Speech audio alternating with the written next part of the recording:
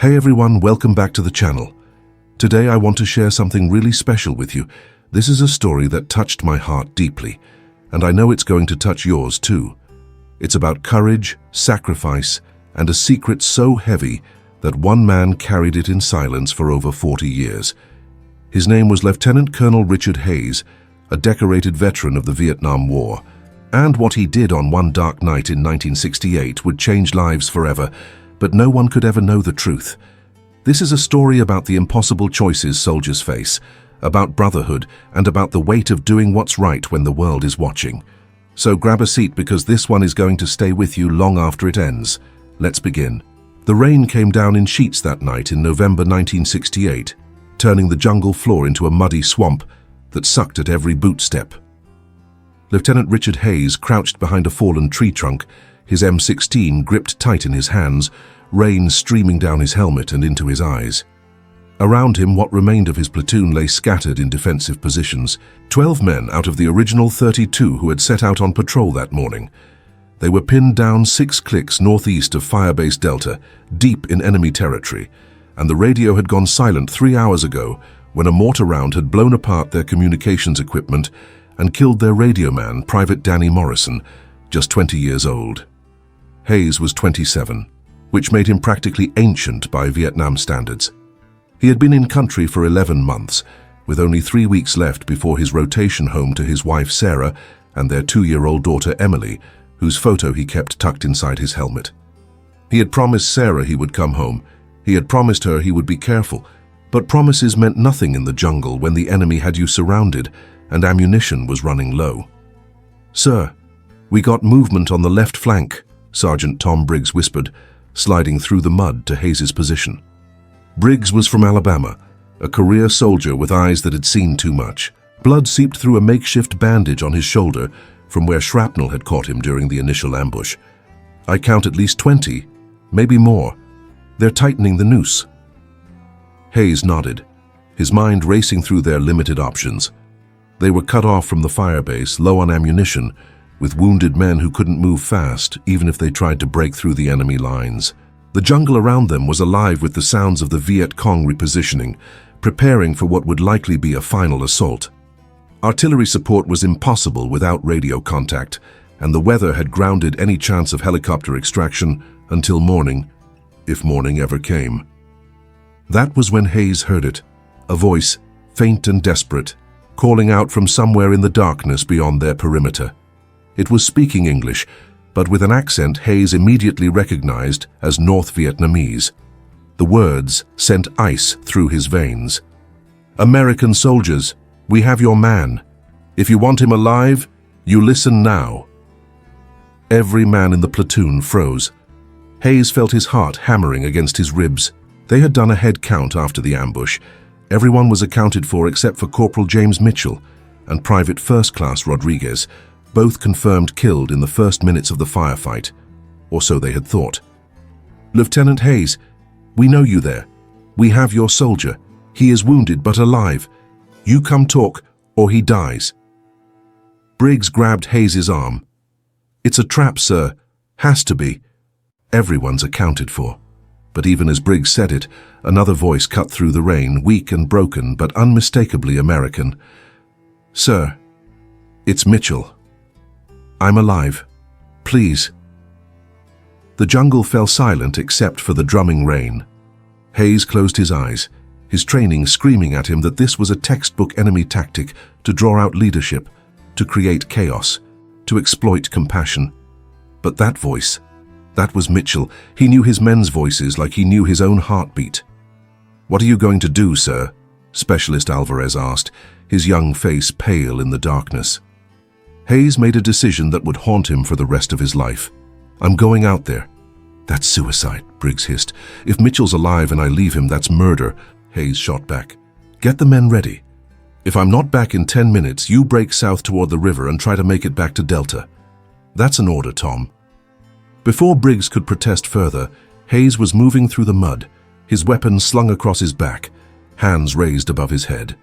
The rain masked his approach, and within seconds he was beyond the platoon's perimeter, walking into the killing zone where the Viet Cong waited. A flashlight beam hit his face, blinding him, Voices spoke rapidly in Vietnamese, and then rough hands grabbed him, patted him down, stripped away his weapon, his knife, even his helmet with Emily's photo inside. They forced him to his knees in the mud, and when his eyes adjusted to the darkness, he saw what the enemy wanted him to see. Corporal James Mitchell was tied to a tree, his leg twisted at an unnatural angle, blood soaking through his torn uniform. His face was swollen and bruised, but his eyes locked onto Hayes with a mixture of hope and terror.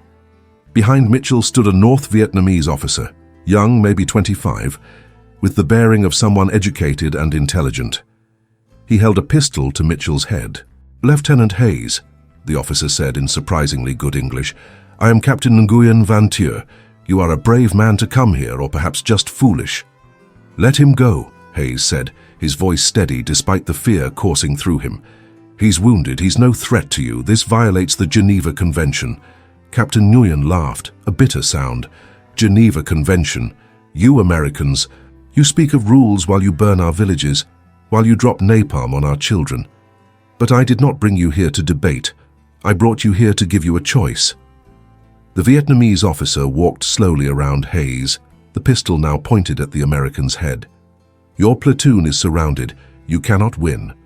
By morning we will overrun your position and kill every man. This is fact. But I will offer you something. You tell your men to surrender, to lay down their weapons, and I promise you they will be treated as prisoners of war. They will live. Some may even see home again when this war ends. Or you refuse, and everyone dies tonight, including this man." Hayes felt the weight of those words crush down on him. He looked at Mitchell, saw the fear in his corporal's eyes, but also something else, a small, almost imperceptible shake of his head. Mitchell knew what surrender meant.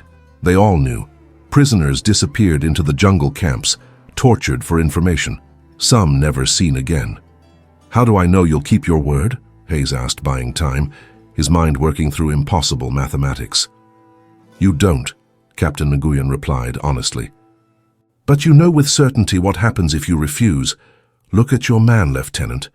Look at him and decide if you can live with his death on your conscience when you could have saved him." The rain continued to fall. Somewhere in the darkness, Hayes heard the sound of weapons being readied, his men preparing for the final fight they all knew was coming. He thought about Sarah, about Emily, about the promise he made to come home. He thought about the 11 other men in his platoon, boys really, most of them barely old enough to vote, who had trusted him to lead them, to bring them through this nightmare alive. And then, Lieutenant Richard Hayes did something that would save lives but destroy him in ways no bullet ever could. He looked at Mitchell, held his gaze, and then he spoke to Captain Nguyen in a voice that sounded like someone else's. "I can't surrender my men, but I'll make you a different deal." What Hayes proposed in that moment was something no military manual covered, no training prepared soldiers for.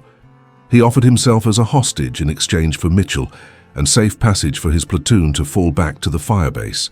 Captain Nguyen would get a high-value prisoner, an American officer with tactical knowledge, and the North Vietnamese could claim a moral victory by showing mercy to wounded enemy soldiers. "You would trade yourself for this one man and let your platoon escape?" Nguyen asked, studying Hayes with newfound interest. "I'm worth more to you than all of them combined," Hayes said.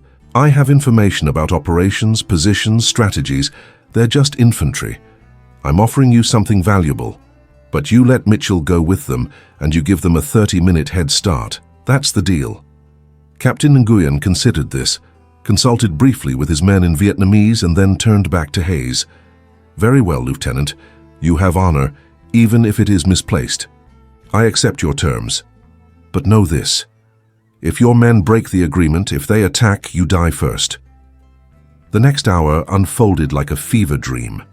Hayes was bound and forced to kneel in the mud, while Viet Cong soldiers escorted Mitchell back to the American perimeter. Through the rain, Hayes heard Sergeant Briggs's voice, angry and disbelieving, arguing with Mitchell about what was happening. But Hayes had given Briggs a direct order before leaving, an order that superseded everything: get the men out alive. As his platoon began their withdrawal through the jungle, carrying their wounded, Hayes listened to their footsteps fade into the distance. He had saved them. But in doing so, he had broken the most fundamental rule of military leadership. He had sacrificed himself without authorization, had made a deal with the enemy, had potentially compromised operational security. If he survived captivity and made it home, he would face court-martial, disgrace, the end of everything he had worked for. But that wasn't the worst part.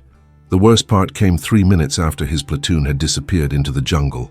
Captain Nguyen approached him with something in his hand, Hayes's helmet, with Emily's photo still tucked inside.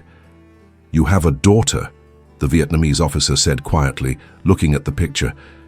"She looks like you." "How old?" "2," Hayes whispered. Nguyen nodded slowly, and something shifted in his expression, something human breaking through the soldier's mask. "I have a son, also 2 years old. I have not seen him in 8 months. This war, it takes fathers from children on both sides."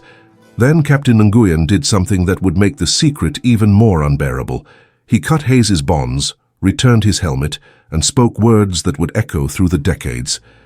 "Go, Lieutenant, follow your men. There is enough death in this jungle already tonight. I will tell my commanders you escaped during transport, but you must go now before anyone sees." Hayes stared at him, unable to comprehend what was happening. "Why?" "Because I see a father who wants to go home to his daughter. Because maybe if I show mercy tonight, somewhere in this war, someone will show mercy to me. Or maybe I'm just tired of killing. It does not matter. Go now, before I change my mind." Hayes ran. He ran through the jungle, crashing through undergrowth, his lungs burning, following the trail his platoon had taken. He caught up with them 20 minutes later, and when Sergeant Briggs saw him emerge from the darkness, alive and free, the questions began immediately. "How did you escape? What happened? Did they let you go?" And that was when Lieutenant Richard Hayes made the decision that would define the rest of his life. He lied. He told his men he had overpowered a guard during transport, that he had killed the guard and escaped in the confusion. He told them he had fought his way out, that he had honored military code, that everything was by the book. His men believed him because they wanted to believe him, because the alternative was too complicated, too troubling. They made it back to Firebase Delta by dawn. The platoon's survival against overwhelming odds became a story of heroism, of Hayes's tactical brilliance in organizing the withdrawal. Mitchell testified about Hayes's courage in negotiating his release, though Hayes had coached him on what to say, conveniently leaving out the parts about surrender offers and enemy mercy. The official report praised Hayes for his leadership under fire, for his quick thinking that saved 11 American lives. Richard Hayes received the Silver Star for valor in combat. At the ceremony, with Sarah and Emily in the audience, the medal felt like a burning coal against his chest. He accepted congratulations from generals who called him a hero, from fellow officers who said he exemplified everything a soldier should be. And he never told anyone the truth. The secret followed him home when he rotated out of Vietnam 3 weeks later. It followed him through 20 more years of military service, through promotions, through command positions, through the proud moments when he taught young officers about leadership and honor. It followed him into retirement, into the quiet life he built with Sarah in a small house in Virginia, into the moments when Emily grew up, graduated college, gave him grandchildren. Captain Nguyen Van Thu's mercy had given Hayes his life back, but it had also trapped him in a lie that grew heavier with each passing year. He could never speak about what really happened that night, because doing so would reveal that an enemy officer had shown more humanity than military protocol allowed, that the war had been more complicated than heroes and villains, that sometimes survival required accepting kindness from the people you were supposed to hate. Hayes tried to research what had happened to Captain Nguyen after the war, but he found nothing. The Vietnamese officer had either died in the continuing conflict or had disappeared into the reunified Vietnam, another soldier whose name was swallowed by history. Hayes hoped he had survived, hoped he had made it home to his son, but he would never know. The nightmares started in the 1980s, not nightmares about combat, but nightmares about that moment in the jungle, about accepting mercy, about lying to his men. Hayes would wake up sweating, Sarah asking him what was wrong, and he would say, "Just old war memories," which was true, even if it wasn't the whole truth.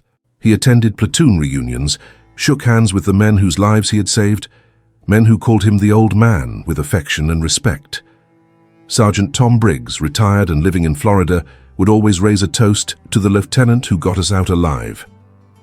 Corporal James Mitchell, who had lost his leg but built a good life as a teacher, would tell his students about the officer who risked everything to bring him home. And Hayes would smile and accept their gratitude, all while the secret carved deeper into his soul. The only person who ever suspected something was off was Sarah.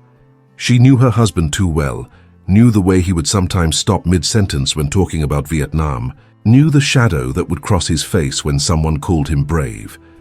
But Sarah also knew that some war stories were too painful to tell, so she never pushed, never demanded answers he wasn't ready to give.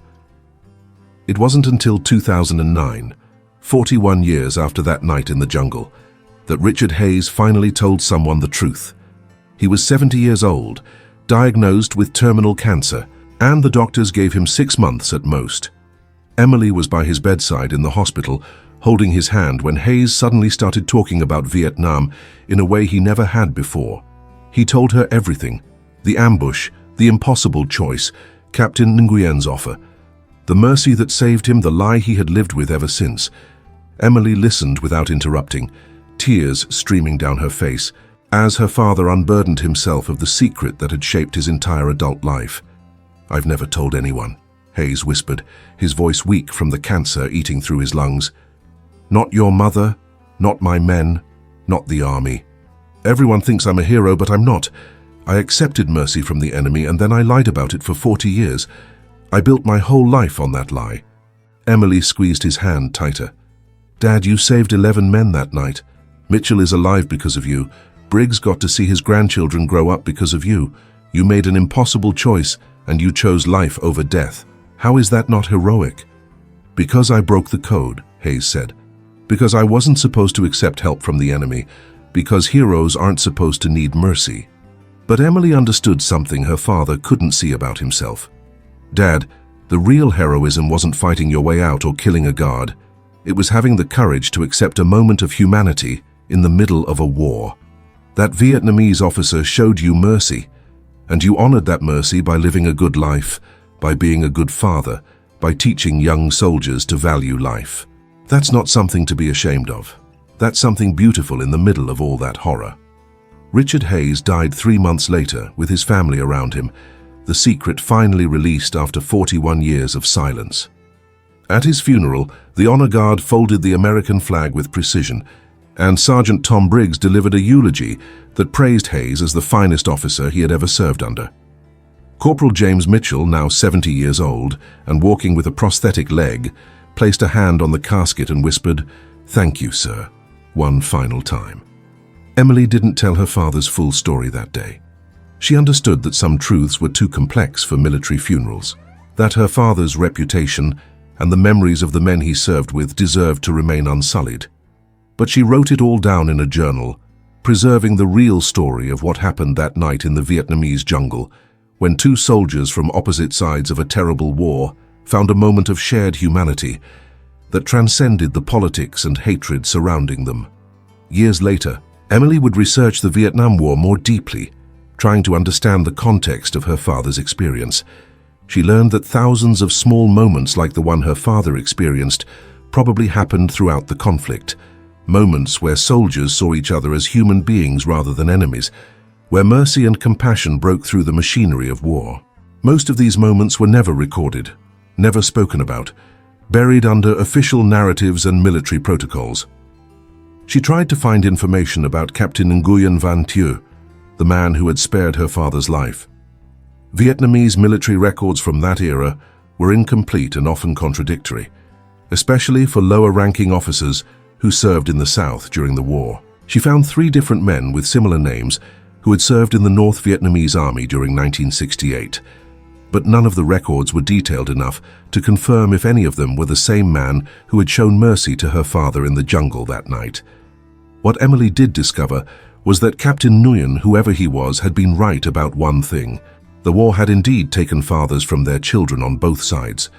The Vietnamese had lost an estimated 3 million people during the conflict, both military and civilian. Behind every one of those statistics was a family torn apart, a child who grew up without a parent, a story of sacrifice and loss that mirrored her father's platoon's experience. She also learned that her father had not been entirely truthful about one aspect of his story. While researching his military records through a Freedom of Information Act request, Emily discovered that Hayes had, several times over his career, quietly advocated for better treatment of Vietnamese refugees settling in America after the war. He had donated anonymously to organizations helping former North Vietnamese soldiers reintegrate into peacetime society. He had even written letters, never sent, to the Department of Defense suggesting ways to improve prisoner of war protocols to emphasize humanity over pure military efficiency. Her father had spent 40 years carrying the weight of accepting mercy, but he had also spent those 40 years trying to honor that mercy by extending it to others. He had never spoken about it, never sought recognition for it, but the actions were there in the records, small gestures of humanity that echoed the moment in the jungle when Captain Nguyen had cut his bonds and told him to go home to his daughter. The real heroism, Emily came to understand, wasn't in the stories told at military reunions or written in official commendations. It was in the quiet acknowledgement that war was complicated, that enemies could show unexpected kindness, that accepting mercy didn't diminish courage, but rather reflected a deeper kind of bravery. The bravery to let go of rigid codes and embrace the messy, complicated humanity of people on all sides of a conflict. Her father had carried his secret in silence, believing it made him less of a hero. But in that silence, he had honored something more important than military protocol. He had honored the gift of life that Captain Nguyen had given him, not just by surviving, but by living fully, by being present for his daughter, by teaching young soldiers that leadership meant valuing every life under your command, by quietly working to build bridges where war had created divisions. Now, this story I just shared with you is a dramatized, fictional narrative. While Lieutenant Colonel Richard Hayes and Captain Nguyen Van Thieu are fictional characters, this story is deeply rooted in the real experiences of soldiers who served during the Vietnam War.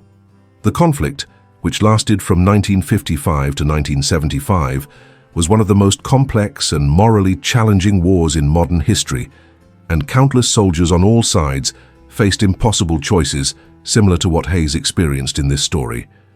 The Vietnam War saw approximately 58 American service members killed and over 300 wounded. On the Vietnamese side, the casualties were far higher, with estimates ranging from 2 to 3 million deaths, both military and civilian. Behind each of these statistics were real people, real families torn apart, and real moments of both horror and unexpected humanity. What makes this fictionalized story important is that it reflects documented realities about the war. Military historians and veterans have recorded numerous instances of soldiers from opposing sides showing mercy to each other, even in the midst of brutal combat. These moments rarely made it into official records because they didn't fit the clean narratives that militaries and governments preferred. Yet they happened, and they mattered deeply to the individuals involved. The psychological burden that Hayes carries in this story, the weight of living with a secret that contradicts his public image, is also based on real experiences. Many Vietnam veterans struggled with moral injury, a term psychologists use to describe the psychological impact of participating in or witnessing actions that violate one's moral code. For some veterans, this came from acts of violence they committed or witnessed. For others, like the fictional Hayes, it came from moments that felt like betrayals of military code, even when those moments saved lives. The story also highlights something crucial about how we understand heroism and military service. Real heroism is rarely as straightforward as we portray it in movies or official histories. Soldiers in combat face not just physical danger, but moral complexity. They make split-second decisions with incomplete information and live with the consequences for the rest of their lives. Reducing their experiences to simple narratives of good versus evil, or heroes versus cowards, does a disservice to the actual complexity of what they endured. This narrative was created to encourage reflection on the human cost of war, the complicated nature of combat decision-making, and the reality that people on all sides of conflicts are fundamentally human beings capable of both violence and compassion. It's meant to honor the real veterans who carried secrets and burdens we may never fully understand, and to remind us that peace requires acknowledging the humanity of people we've been taught to see as enemies. The Vietnam War remains one of the most studied and debated conflicts in American history, and if you're interested in learning more about the real experiences of soldiers during this period, I encourage you to read first-hand accounts from veterans, explore the extensive documentation available through the Library of Congress and National Archives, and support organizations that help veterans process their wartime experiences and find peace with their service. So I want to ask you, what did you think of this story? Does it change how you think about heroism, about the choices soldiers face in combat, about the complexity of war? And I'm really curious, where are you watching this from? Comment below and tell me your city or state. I love hearing from all of you and knowing that these stories are reaching people all over the world. Thank you so much for watching and for taking the time to engage with this difficult but important narrative. If this story moved you or made you think, please hit that like button, share it with someone who might appreciate it, and subscribe to the channel for more stories that explore the complicated realities of military service and historical conflicts. Your support means everything and helps us continue creating content that goes beyond surface-level narratives to explore the real human experiences behind historical events. I'm sending a huge hug to each and every one of you, wherever you are. Take care of yourselves, and I'll see you in the next story.